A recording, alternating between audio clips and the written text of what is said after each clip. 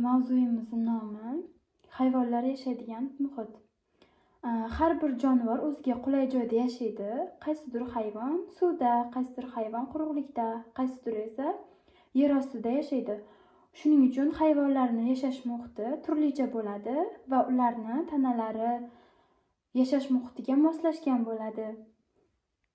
Masalan, birinchisi quruqlikdagi hayvonlar. Bularga ayiq, ko'rib turganimizdek, bug'u, quyon, qarg'a, kabutar, chumchuq kabi qushlarimiz kiradi. Keyingi hayvonlarda yashaydigan muhiti suv muhiti. Suv muhitlariga qaysilar kiradi? Dengiz, okean, daryo, ko'llar kiradi. Endi suvda yashaydigan hayvonlar bu qaysi jonivorga kiradi? Baliq, buchi? Toshbaqa. Bunisi ham baliq. Bular dengiz oti. Bular hammasi suv muhitida yashashga moslangan. Bularni quruqlikka qo'yib qo'ysak yasholmaydi, chunki ular faqat suvda ichidagi havodan, kisloroddan nafas oladi. Suv muhitida yashaydi.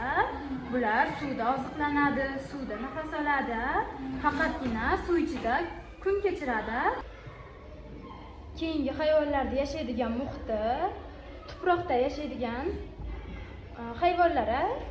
Bularga qaysilar kiradi? Kim biladi?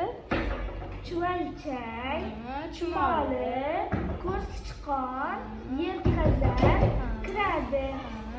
Ular tuproqning ustida yuradi yoki ichlariga kirib ketadi.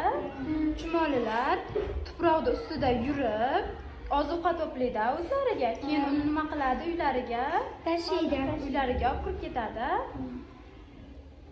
Ular yer yuzida ozuqa yig'gani bilan qayerda yashaydi?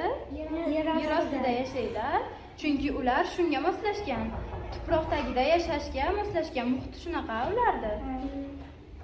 Chumolilar nimalar bilan oziqlanadi? Chumolilar non voqalari bilan oziqlanadi. Ularni qayerdan teradi? Yerlardan terib keladi.